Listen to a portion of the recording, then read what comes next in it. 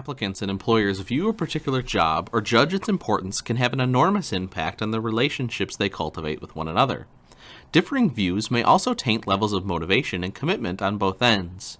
Diverse perspectives that prevail between applicants and employers during the recruitment stage of the hiring process can produce unfortunate results for everybody concerned. Applicants may decide to walk away from what they perceive to be an incompatible or undesirable work environment, and employers may prematurely decide that an applicant is not the best fit for their corporate culture. Every organization has a unique, definable culture.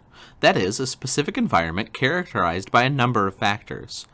While every business may share these features overall, they differ in specificity, making each workplace distinct.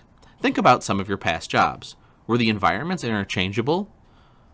Was it the same everywhere? What about work rules? What about the clothes people wear? All of these and many more elements are part of the uniqueness that sets one workplace apart from others. It's what we refer to as corporate culture, a term that applies to every workplace, whether corporate or not. Clearly, it would be beneficial to employers and applicants alike if information about corporate culture were revealed in advance. There's a simple 4-step process recruiters can follow to accomplish this. First, ask applicants to describe the environment they're accustomed to working in. Then ask them to isolate aspects of that environment that they most enjoy with those they dislike, elaborating on both responses. Then, ask applicants to provide a description of their perfect workplace. What makes it perfect? How far from their ideal is what they're accustomed to? If there were one aspect of their ideal workplace, what would it be above all else? Then, relate their answers to the components of your corporate culture. For example, if an applicant says that the most important aspect of corporate culture is receiving ongoing feedback, and you know that your managers are well advised on the merits of coaching and counseling, then it's a potentially good match.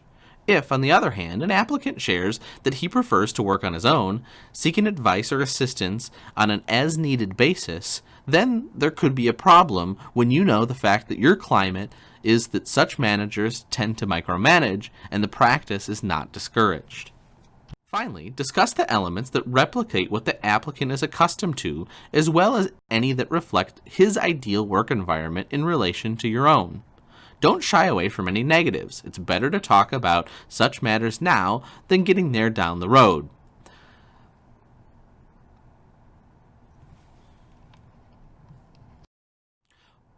One of my favorite interview questions is, what do you think the employer owes an employee in addition to salary and benefits? Naturally, would also ask, what do you think the employee owes an employer? This is an important topic to probe since employee and employer expectations don't always match. All too often, talented workers quit or are asked to leave due to conflict over what one expects of the other. These expectations usually have much to do with matters other than money or benefits. That's because salary and benefits are known, discussed, and agreed to prior to hiring. Other, often more intangible factors such as employer-employee relations are not always adequately explored in advance. These topics are typically viewed as secondary or even irrelevant and overlooked.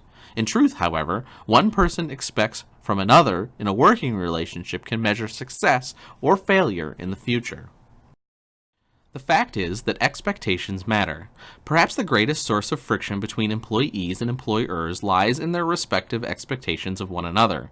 Both groups could convincingly argue that expectations are reasonable and appropriate.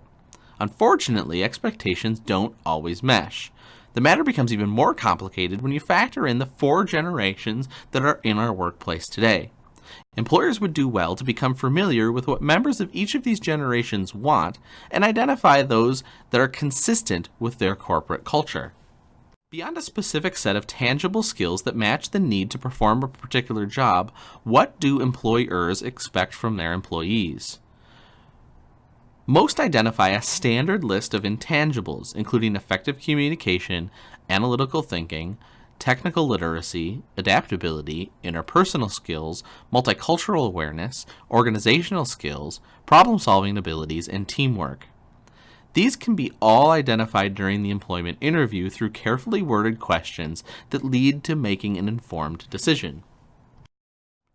Employers have a list of values that they want their employees to demonstrate.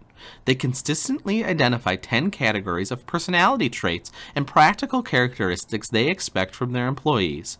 1. Honesty and integrity. 2. A solid work ethic. 3. Reliability. 4. Responsibility. 5. Loyalty. 6. A positive attitude. 7. Energy.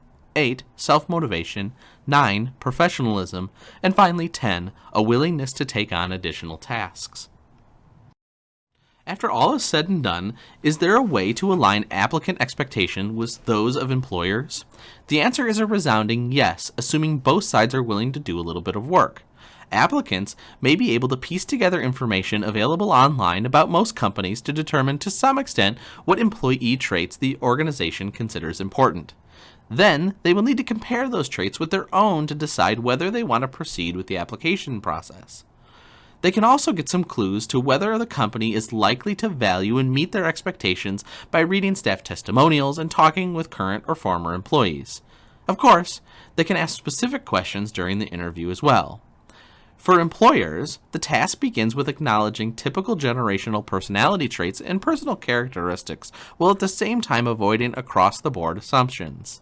It also means becoming familiar with the generic employee expectations identified earlier in our discussion, honestly identifying those that are consistent with their particular corporate culture.